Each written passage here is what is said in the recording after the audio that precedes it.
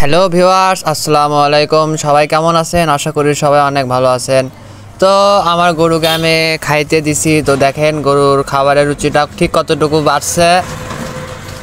এই গরুগুলো একটা সময় এরকম ছিল, কিনে নিয়ে আসার পরে খাবার দিলে খাবার ঠিক মতো খাচ্ছিল না, খাবারটি নষ্ট করতেছিল। কিন্তু আল্লাহর রহমতে এখন মনে করেন যে গরুকে খাইতে দিলে খুব একটা বেশি সময় লাগে না, গরু মনে করেন যে খাবারটা খেয়ে নেয়।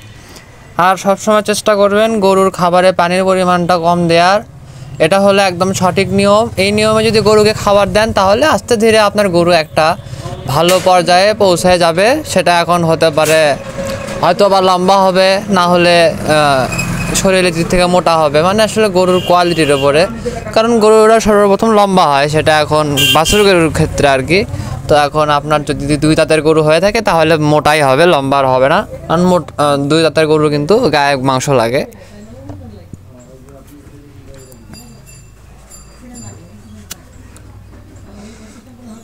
দেখেন গরুর খাবারটা আমি কী কীতে তৈরি করছি, আমি জাস্ট এমনি বলি। সাধারণ খাবার যেটা, সেটা হচ্ছে ভাত, খোল, গুঁড়ো আর হলো ভুসি, আর সাথে অল্প একটু ফিট, এইটুকু দিয়ে আমি মিশ্রিত করে মনে করেন খাইতে দিচ্ছি। আল্লাহর রহমতে গরু কিন্তু খাচ্ছে। তবে খাবার দেওয়ার আগে আমি গরুকে গোসল করাই দিছি, গোয়াল ঘরটাকেও পরিষ্কার করে নিছি। কারণ পরিষ্কার পরিচ্ছন্নই মানের একটা অঙ্গ। এখানে আপনি নিজে পরিষ্কার থাকবেন, নিজের পশু পাখিকেও পরিষ্কার রাখার চেষ্টা করবেন, আপনার বাড়ি ঘরও পরিষ্কার রাখার চেষ্টা করবেন, এতটুকুই।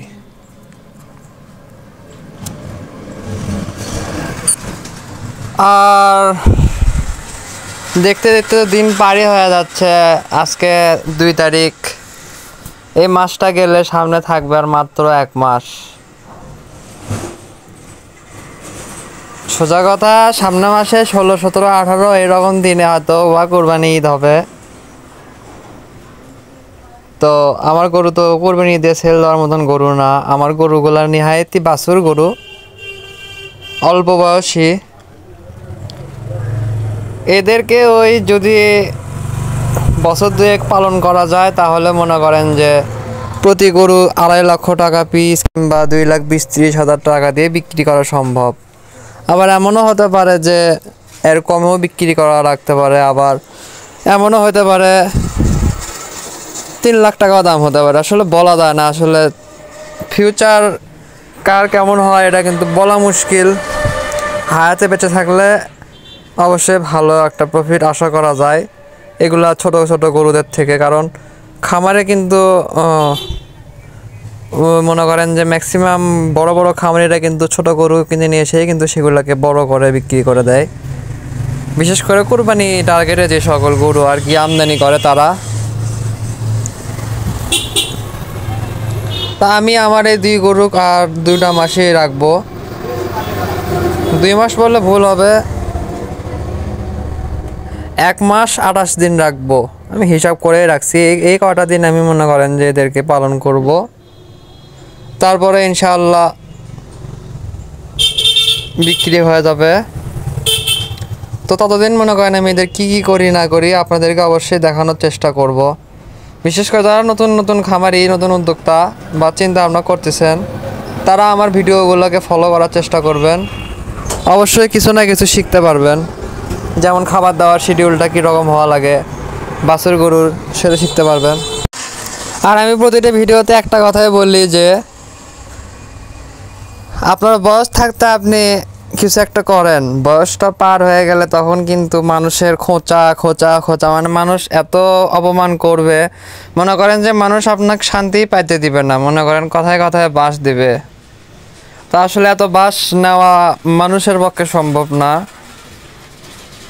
আর স্টিল আমি যে গরু পালন করতেছি, আমার কিন্তু কোনো চাকরি বাকরি নেই, আমি আর স্টুডেন্ট। আর আমি যদি বাস্তব কথা, যদি ইন্টার পাস করে যদি এগুলো করা শুরু করতাম তাহলে অনেক ভালো হইতো। তাহলে এতদিনে মনে করেন যে আমার আল্লাহর রহমতে অনেকগুলো গরু হয়ে গেল না। কিন্তু আমি একটু লেটে, মানে যে ডিগ্রিতে ওঠার পরে আমি গরু সেক্টরে আসছি। তো এখন যেহেতু নতুন নতুন আসছি, খাবার খরচটা বাসা থেকে নেওয়া লাগতেছে। ভাই খুব কথা শোনা লাগে, খুব খোঁচা দেয়, প্রচুর পরিমাণে খোঁচা দেয়, মানে হয়তো বা বলে বোঝাতে পারবো না। বলে তোর খাবার খরচ চালান লাগে, তোর গরুর খাবার খরচ চালান লাগে। আসলে ভাই এগুলো শুনলে এক কথায় খারাপই লাগে, কিন্তু কিচ্ছু করার নাই। আমি জাস্ট বলছি যে এই চালানটা আমি কোনো মতো বিক্রি করি, তারপরে চালান কেনার সময় আমি গরু কেনার আগে গরুর খাবার কিনে রাখবো, তারপরে আর তোমাদের খাবারের খরচ দেওয়ার কোনো প্রয়োজন নাই, আমি এটা বলছি। এখন আপনারা দোয়া করবেন যেন আমি এই চালানটা যেন ভালো মতো যেন তৈরি করতে পারি, তৈরি করে যেন ভালো একটা দামে বিক্রি করতে পারি।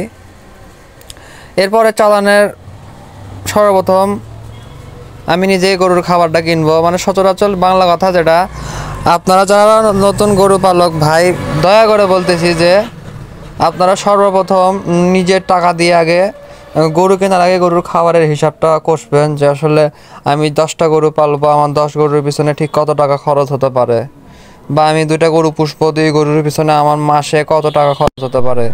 এই হিসাবটা করে সেই হিসাবের খাবারটা মনে করেন যে আপনাকে কিনবেন, খাবারটা কিনে তারপর হাট থেকে যেয়ে গরু কিনে নিয়ে আসবেন, তাহলে মনে করেন আপনার কারো কথাও শুনতে হবে না, আল্লাহর রহমতে আপনি অনেক ভালো থাকবেন। আর তা না হইলে কিন্তু মনে করেন যে আপনি বাস খাবেন, ফ্যামিলির দিক থেকে অনেক বাস খাবেন। আর হ্যাঁ, বাস খাবেন না যদি অল্প বয়সে শুরু করেন। সাপোজ আপনি স্কুল লাইফ কেবল পার করলেন, কলেজে ভর্তি হয়েছেন, আপনি বাইরে ঘোরাঘুরি বাদ দিয়ে যদি আপনি সেই সময়টা যদি এই সকল কাজে মনে করেন যে মনোযোগ দেন, তাহলে আপনি ফ্যামিলি থেকেও সাপোর্ট পাবেন। কিন্তু আমি কি করছি, আমি মনে করেন যে সেই স্কুল জীবন থেকেই মনে করেন যে এক প্রকারের উড়ানচণ্ডী ছিলাম। স্কুল জীবনেও প্রচুর ঘোরাঘুরি করছি, ইন্টার লাইফে যেও মনে করেন যে আমি খালি ঘুরে বেড়াচ্ছি, এর সাথে ওর সাথে আড্ডা দিচ্ছি, ভালোর সাথে মিশছি, খারাপের সাথে মিশছি, অনেক বেয়াদবি করছি, অনেক মানে কথায় কি খালি উঠছি, সোজা কথা, অনেক চিল করছি জীবনে। তো এই জন্য এখন যে বয়সে আছি আসলে এখন মনে করেন বাসায় অনেক কথা শোনা লাগে। তো ছোট উদ্যোক্তা ছোট ভাইদের উদ্দেশ্যে একটাই কথা, যারা ছোট ভাই, যারা মনে করেন যে এসএসসি পাস করছেন কিংবা স্কুলে পড়েন, তারা ভাই যদি বাসা থেকে যদি বলে কয়ে যদি 1-2টা ছাগল কিংবা যদি 1-2টা যদি গরু কিনে নিতে পারেন, কিনে নিয়ে যদি বাসায় যদি সেগুলোকে যদি সময় দেন পড়ালেখার পাশাপাশি, তাহলে দেখবেন যে আপনার ইন্টার কমপ্লিট হতে হতে আপনার ঘরে বা আপনার বাসায় 2 থেকে 4টা গরু হয়ে যাবে। তারপরে দেখবেন যে আরও কিছু গরু কিনে নিলেন, নিয়ে আপনি একটা ছোটোখাটো খামারিতে পরিণত হয়ে গেলেন। তারপরে কিন্তু ধীরে ধীরে কিন্তু আপনার উন্নতি শুরু, পড়ালেখাটাও চালিয়ে গেলেন, পড়ালেখা করেন, সমস্যা নেই। যখন চাকরি বাকরি পাইলেন তখন না হয় একটা বিয়ে শাদী করলেন এমন একটা মেয়ে, যে মেয়ে মনে করেন যে আপনার গরুগুলোর যত্ন করতে পারবে। মেয়ে মেলা কোয়ালিটির আছে ভাই, সব মেয়ে সব কাজ পছন্দ করে না। তো যে মেয়ে আপনার এই সকল কাজ পছন্দ করবে, আপনাকে সাপোর্ট করবে, এরকম একটা মেয়েকে জীবনসঙ্গিনী হিসাবে বেছে নিন। কারণ কি, জাতের মেয়ে কালো হলেও ভালো, এই কথাটাই আমি বলি। ওই কুজাত সুন্দরী মাইয়ার কোনো প্রয়োজন নাই, যে নারীকে দিয়ে আপনার কোনো উপকারে আসবে না, সে শুধু তার চাহিদা পূরণের জন্য আপনাকে প্রেশার ক্রিয়েট করবে। এরকম কোনো নারীর পাল্লায় দানা পড়েন না, কারণ ভালোবাসা দিয়ে কিন্তু পেট ভরে না, এটা সবসময় মাথায় রাখতে হবে। তো আমি অবিবাহিত, আমার এখন বিয়ে শাদী করার কোনো ইন্টারেস্ট নাই, কারণ আমি ভুল করছি শুরুতে, এই ভুলের মাসুল আমি এখন আস্তে আস্তে ভোগ করতেছি। সামনেও হয়তো আরও অনেক ঝড় বৃষ্টি আছে আমার লাইফে, এই ঝড় বৃষ্টিকে আমি মনে করেন যে পার করে একটা ভালো পর্যায়ে যাবো ইনশাল্লাহ। সত্যি বলতে আমি এখন খুবই আফসোস করি, আমি যদি অল্প বয়স থেকে যদি এই গরু ছাগলগুলো পালন করতাম, তাহলে আজকে আমার এতে দেখতেছেন না সামনে 2টা খুঁটি খালি পড়া আছে, 2 খুঁটিতে 2টা গরু বাঁধা থাকতো, প্লাস গোয়ালেও আরও 2-3টা গরু থাকতো, আর মনে করেন যে আমার বাসাটা গরুতে ভরে গেল নি। কিন্তু আমি দেরিতে আর কি শুরু করছি, যার ফল আমি এখন ভোগ করতেছি, কোনো বিষয় না, এটা স্বাভাবিক একটা জিনিস। দেখেন গরু কিন্তু আল্লাহর রহমতে কিন্তু খাইয়ে নিচ্ছে, গরুর কিন্তু খাবার আর নষ্ট নাই, গরু কিন্তু কৃমি ওষুধ খাওয়াইছি, এই কারণে গরুর খাবারের রুচিটা বেড়ে গেছে।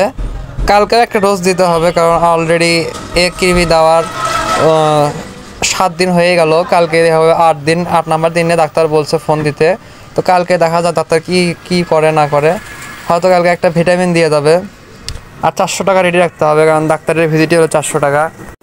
আসলে আমি যেটা হিসাব করে দেখলাম যে আসলে ডাক্তারের পিছনে যে পরিমাণের টাকা যায়, এই টাকাটা যদি গরুর পিছনে খরচ করা গেল নি আরও উন্নতি হতো, কিন্তু উপায় নাই তো ভাই, নিতে তো ডাক্তার না, আর ডাক্তারের ভিজিট এখন দিতেই হবে। ডাক্তারের ভিজিটই 400 টাকা, মানে একটা অশিক্ষিত কামলা থেকে 8 ঘন্টা পরিশ্রম করে তার পারিশ্রমিক ভাতা বা ভাড়া নেয় হলো 600 টাকা। আর সেখানে একটা ডাক্তার, শিক্ষিত ডাক্তার, অভিজ্ঞ ডাক্তার শুধু বাসায় আসে, একটু চিকিৎসা দেয় 10-15 মিনিটে, দিয়ে মনে করেন যে নিয়ে যায় 400 টাকা। তাহলে বোঝেন শিক্ষিত আর অশিক্ষিতর মধ্যে কতটা পার্থক্য। এই জন্যে আমার মা একসময় বলতো যে বাবা তুই ভালো করে পড়াশোনা কর, পড়াশোনা করলে শুধু কলম ঘোরাবি আর টাকা ইনকাম করবি। আসলে কথাটা কিন্তু সে বা তিনি ভালোর জন্যই বলছিল, কিন্তু আমি তার কথাটা মানিনি, তার কথাটা শুনিনি, যার কারণে আজকে মনে করেন আমার এই দশা, এই দশা।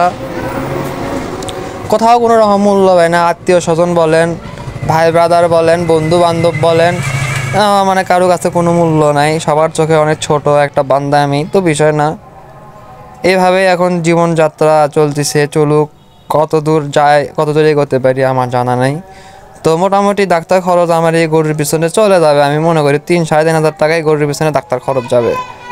যদিও এত যাওয়ার কথা ছিল না, অল্পই গেল না, কিন্তু ডাক্তারেরা তো মনে করেন যে এক প্রকারের ডাকাত। এই ডাকাতদের সিন্ডিকেট ভাঙ্গার কোনো বুদ্ধি নাই, মানে এগুলা যদি প্রতিবাদ করা হয় তাহলে মনে করেন যে পুলিশ এসে আপনাকেই ধরে নিয়ে যাবে, কিচ্ছু করার নেই। ন্যূনতম ইমান নেই তাদের মধ্যে, ন্যূনতম ইমান নাই। যদি ডাক্তার ভাবতো যে এরা নতুন উদ্যোক্তা, এদের বাসায় গরুই আছে 2 দিন, এদের থেকে 2 টাকা কম নেই, তা কিন্তু করবে না। এরা মনে করেন যে গলা ছিঁড়ে টাকা নিয়ে যাবে। থেকে মনটা চায় যে মনে করেন যে বাড়ির মধ্যে বান্ধে থেকে মনে করেন যে রিমান্ডেড নেই, কিন্তু কিচ্ছু করার নেই, উপায় নেই। বাস্তবতা যে এরকমটা না, তে কল্পনায় থাকুক, দিয়ে মনে করেন যে আসলে ওপর দিকে যাওয়া। মুখটা খারাপ করে বললাম না, মুখ খারাপ করলে তো আবার মানুষ বলে যে বেয়াদব, ফ্যামিলি থেকে কোনো কিছু শিখেনি। আসলে ভাই মানুষের কথাবার্তাতে মানুষের যোগ্যতা কখনো যাচাই করা ঠিক না। মানুষের ভাষা, মানুষের কথা বলাটা এক মানুষের এক রকম। অনেক সময় দেখা যায় যে বিশেষ করে প্রতারকদের ব্যাপারটা আমি বলি, প্রতারকেরা কিন্তু খুব সুন্দর করে সাজিয়ে গুছিয়ে কিন্তু কথা বলে, কিন্তু মানুষের থেকে কিন্তু লক্ষ লক্ষ টাকা কিন্তু হাতিয়ে নিতে পারে 1 সেকেন্ডে। তো তাদের থেকে কি যারা খারাপ ভাষায় কথা বলে, তাদের মুখের কোনো ব্রেক নাই, তারা ভালো না?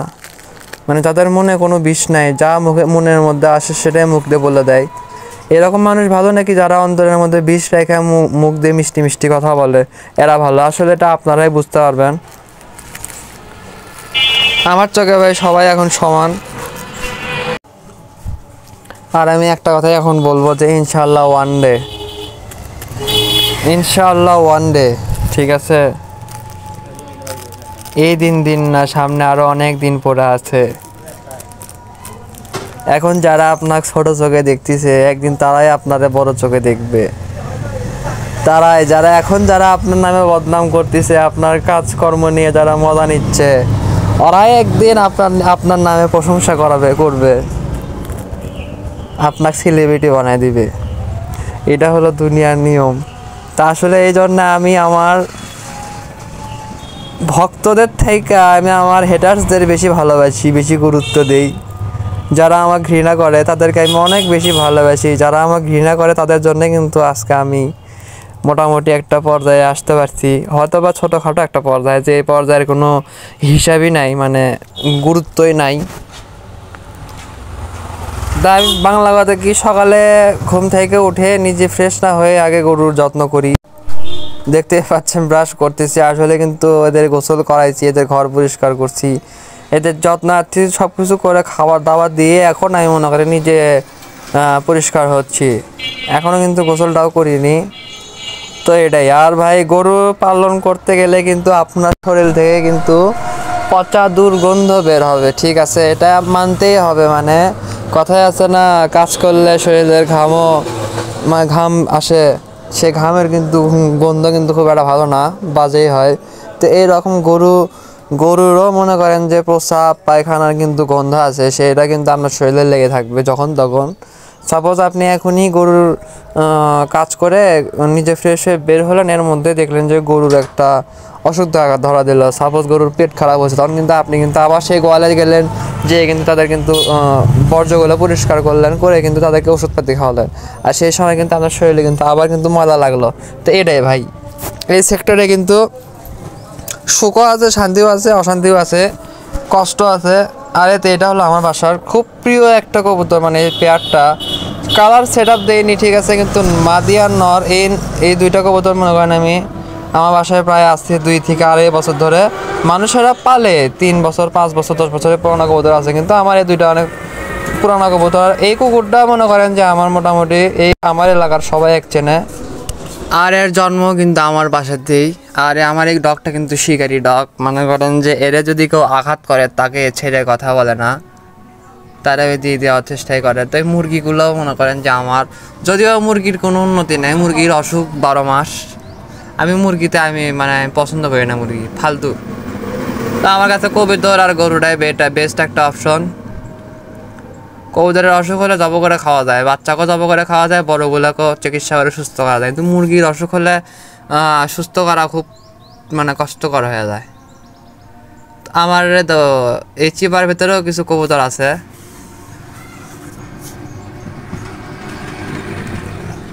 তো মোটামুটি কবুতর আর গরুর প্রতি আমার একটা অন্যরকম মানে টান, ভালোবাসা। তো বাইরে আমার ছোটো গরুটাকে খাওয়ানো শেষ করে এখন আমি গোয়ালে তুললাম। কারণ কি, এই আমার গোয়ালটা তো ছোটো, এই ছোটো গোয়ালের ভিতরে যখন আমি 2 গরুকে একসাথে খাইতে দিই তখন কি হয়, কে কার খাবার খাচ্ছে ঠিক ঠিকানা নাই। মানে এক প্রকারে দেখা যায় যে একজনের পেট ভরা থাকে, একজনের পেট খালি থাকে। এই কারণে মনে করেন আমি দুইটারে আলাদা আলাদাভাবে খাবার দিই। ফিউচারে আমি চেষ্টা করব, আমার বাসায় জায়গা আছে, সেই জায়গাতে আমি আমার অংশে আমি ছোটোখাটো একটা গোয়াল তৈরি করে সেখানে আমি মনে করেন যে 2-4টা গরু পালন করব।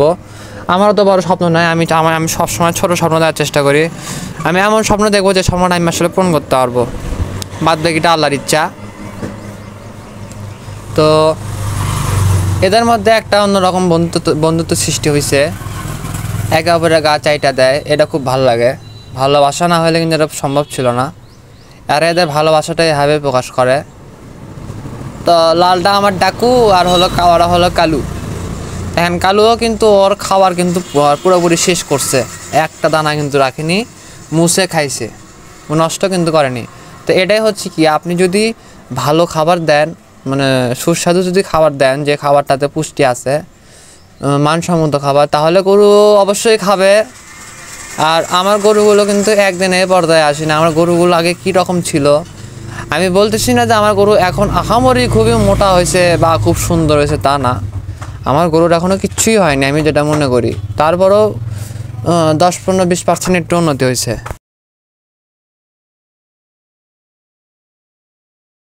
আর ভাই, আমাদের বগুড়া শহরের শান্তির মাহু মরে গেছে।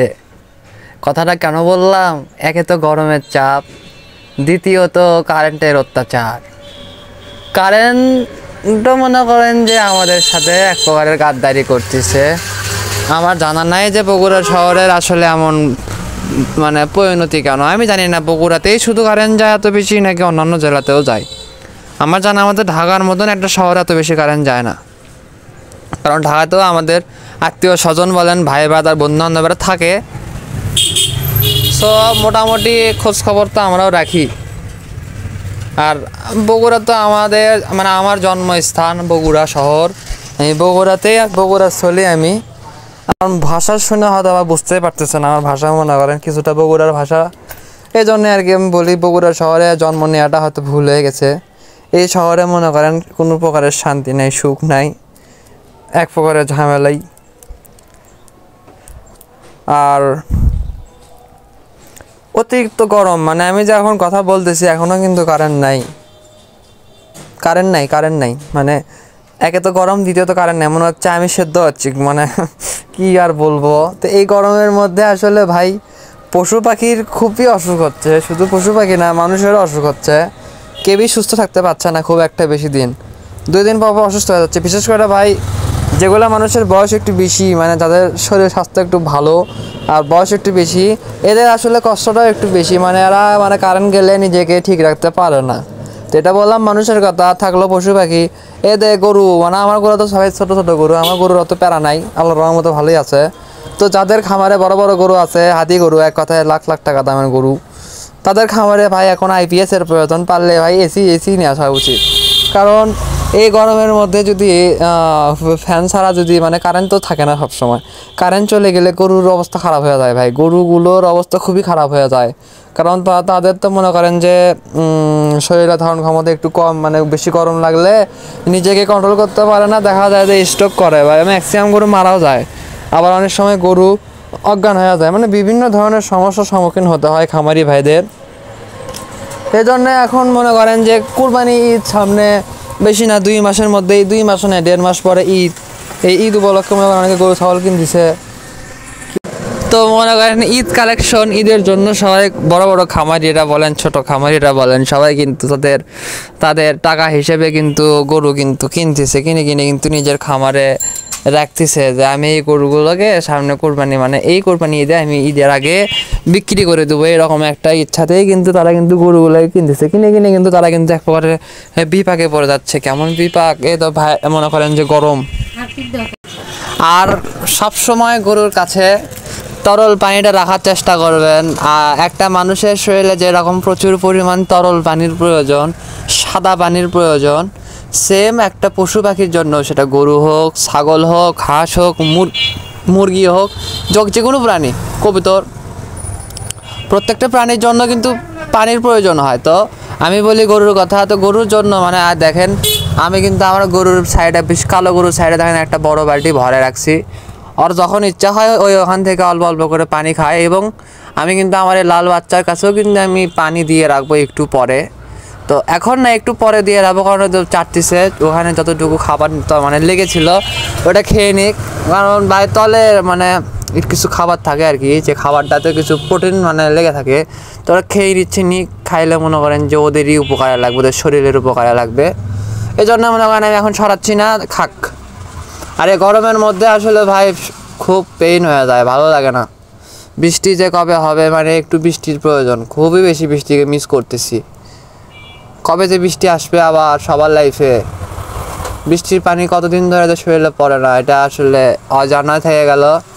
বৃষ্টি হইলে কিন্তু মনে করেন গাছপালা হওয়ার আগের মতন সবুজ হয়ে যাবে। তারপরে দেখেন কিছু কিছু গাছে কিন্তু পাতা নাই, এই গাছগুলোর আবার পাতা গজাবে। এক কথায় আমাদের বাংলাদেশটা আবার সবুজ হয়ে যাবে। তো আল্লাহর রহমতে, আল্লাহর কাছে সবাই দোয়া করেন যেন বৃষ্টি হয়, হবে ইনশাআল্লাহ, বৃষ্টি হবে।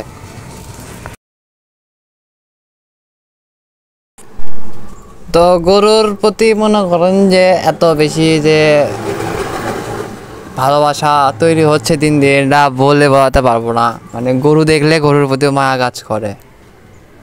আর আমার গরুগুলোকে কিন্তু 2-1 জন কিন্তু মনে করেন যে পছন্দও করছে নেওয়ার জন্য। তবে আসলে আমি এখন এগুলাকে মানে সেল করতে চাচ্ছি না, কারণ এগুলাকে এখন সেল করার কোনো ইচ্ছাই নেই। আমার কথা হচ্ছে কোরবানির পরেই সেল করব, কারণ আমি গরুগুলোকে নিয়ে আসছি, গরুগুলো আমি তৈরি করতে পারলাম না হালকা পাতলা, এখনই যদি আমি সেল করে দিই তাহলে তো হবে না। কারণ আমি দেখতে চাচ্ছি যে আসলে গরুগুলা 3 মাস কিংবা 6 মাস পালন করলে কীরকম পরিবর্তন হয় এদের, এটা আমার দেখার জন্য আমার এদেরকে পালা। আর তার মধ্যে তো বুঝতেছেন তো অনলাইনের যুগ, ভালো লেগে যায় যার তার। তবে নিজের ইমোশনকে, নিজের মনকে শক্ত করে মনে করেন যে আমি রাখছি যে যা হয় হোক, আমি এখন বিক্রি করব না। তো মেবি কিছুদিন পরে, মানে সামনের সোমবারে আমি হাটে যাব, বনানী হাট, গরু দেখার জন্য। মানে কীরকম দামে এখন গরু ক্রয় বিক্রয় চলতেছে আমাদের বনানী হাটে, বগুড়া বনানী হাট। মানে আমাদের বগুড়া শহরে এই হাটটি অবস্থিত। হাটে যে খুব একটা বেশি গরু ওঠে তা কিন্তু নয়, অনেক কম গরু ওঠে। তবে ধরে নেন 10-15-20টা গাভী ওঠে, এই 10-15-20টার মধ্যে একটা গাভী হয়তো বা ভালো হতে পারে, যেটা হয়তো বা আসলে আপনি আপনার খামারে নিয়ে গেলে লস খাবেন না। কুজাত থাকে, ভালো জাত থাকে, বোঝেননি? কেউ কিন্তু কারো খামারের ভালো গরুকে আগে হাটে তোলে না, যেটা সব থেকে খারাপ সেটাকে আগে তোলে। তো এটা হলো আসল সত্যি কথা। এই জন্য আমার মনে করেন যে গাভী গরুর প্রতি ইন্টারেস্ট নাই, আমি গাভী গরু পালা পছন্দ করি না। যদিও এটা অনেকের পছন্দ, আমি এই জন্য পছন্দ করি কারণ আমি একটা ব্যাচেলার ছেলে। আমার মনে করেন যে ঘুম ভাঙে 9টা-10টার দিকে, তো এত দেরিতে যে আমি উঠে কিন্তু গাভী গরুর আমি কি আর করবো। গাভী গরুকে পালন করতে চাইলে সকাল 6টার দিকে ঘুম থেকে উঠে গোয়াল ঘর পরিষ্কার করতে হবে, তারপরে মনে করেন যে খাবার দিতে হবে। এক কথায় যারা ফজরের নামাজ আদায় করতে পারেন তাদের জন্য গাই গরু অনেক ভালো। গাই না, প্রত্যেকটা গরু ছাগলই ভালো। আসলে আমি নামাজ পড়ি না, এটা আমি বলতে লজ্জার কথা, তবে সত্যি যেটা সেটাই বললাম।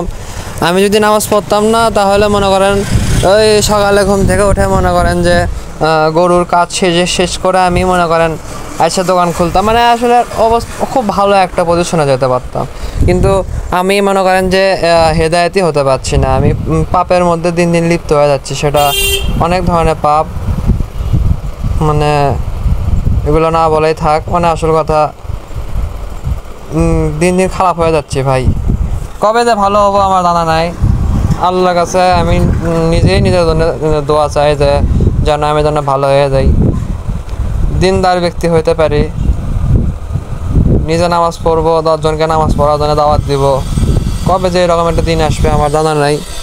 দুনিয়াবি চিন্তা, দুনিয়াবি স্বপ্ন মাথার মধ্যে মনে করেন ঢুকে গেছে, যার কারণে ভুলভাল পথে যাওয়ার চেষ্টা করি। থেকে মন চায় সারাদিন আড্ডা মারা বেড়াই, ঘুরে বেড়াই, এটা করি সেটা করি, কত ধরনের চিন্তা চেতনা যে মাথার মধ্যে আসে। কিন্তু পরে ভাবি যে না বাবা, এগুলা করে কোনো রকমের লাভ নাই। আর আউটসাইড এত শব্দ ভাই, এখন আমাদের দেশটা মনে করেন শব্দ দূষণের দেশ হয়ে গেছে, কোথাও শান্তি নেই। বিশেষ করে আমাদের বগুড়া শহরটা আর কি, বগুড়া শহরটা মানে শহর অঞ্চলে মনে করেন যে শব্দ খুব বেশি হয়, কিছু করার নাই। তো দেখেন গরুর প্রতি গরুর কীরকম মায়া, মমতা, ভালোবাসা। আমার এই বাছুরকে আমি সচরাচর ছেড়ে রাখছি, একটা সময় ছিল, এখন খাওয়া শিখছে, মানে ঘাস আম গাছের পাতা খায়। তো আমি চাই না যে ভাই আমার তো মনে করেন আমের গাছ নাই নিজস্ব, যা আছে আমার মায়ের, আমার ভাবির, আমার বড় আম্মুর, আমি চাই না তাদের গাছের কোনো ক্ষতি হোক।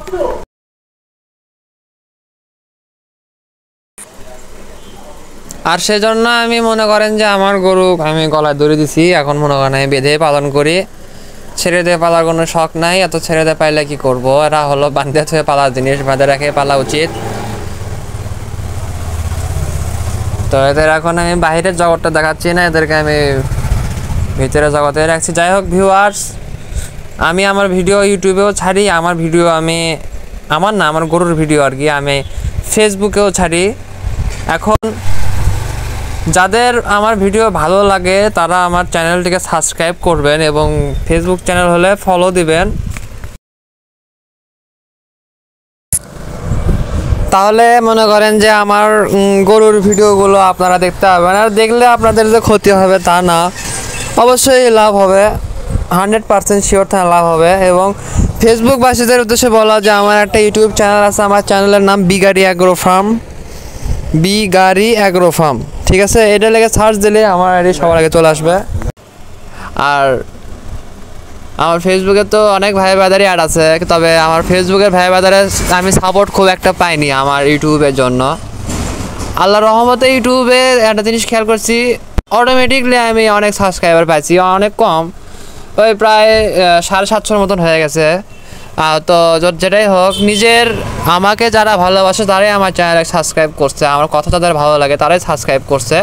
তো ফেসবুক থেকেও অনেকে যদি চান আমার ইউটিউবে পার হয়ে আসতে পারেন, কোনো সমস্যা নেই। দেখেন আমার গরুকে আমি পানি দিলাম, বলছিলাম আমি তো যে গরু কিন্তু প্রচুর পরিমাণ পানি খায়, তরল পানিটা দিয়ে রাখবেন। তো দেখেন আমি দিছি, খাচ্ছে কিন্তু আল্লাহর রহমতে।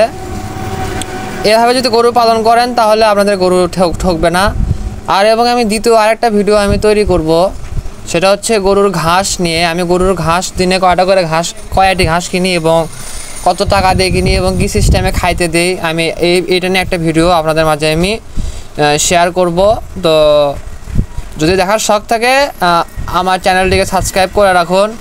আমার যেহেতু দুই গরু কতটুকু ঘাস খায় এটা তো আপনাদের জানা উচিত, জানলে আপনারা একটা অভিজ্ঞতা পাবেন, সেই অভিজ্ঞতা অনুযায়ী কিছুটা করতে হবে। দেখেন আমার কালো গরুর একটা অভ্যাস, দেখেন ও ভাবতেছে লালটা ওর মা, দেখেন মায়ের দুধ এখনও কিন্তু ছাড়েইনি, মানে মায়ের দুধের নেশা এখনও কাটেইনি এই গরুগুলার।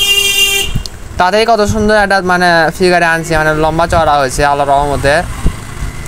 তো পালন করলে মানে মোটামুটি ভালো একটা সাইজে চলে আসবে। এখনও সেরকম বড়ই হয়নি আমার গরুগুলো। আমি তো বলছি আমার এগুলো বাছুর গরু, মানে আমার সেক্টরটাই হলো বাছুরকে নিয়ে, আর আমি ফিউচারেও বাছুর নিয়েই কাজ করব। মানে আমি জনগণকে এটাই বোঝাবো যে বাছুর দিয়েও কিছু একটা হয়। যাই হোক ভিউয়ার্স, সবাই সুস্থ থাকেন, ভালো থাকেন, আল্লাহ হাফেজ।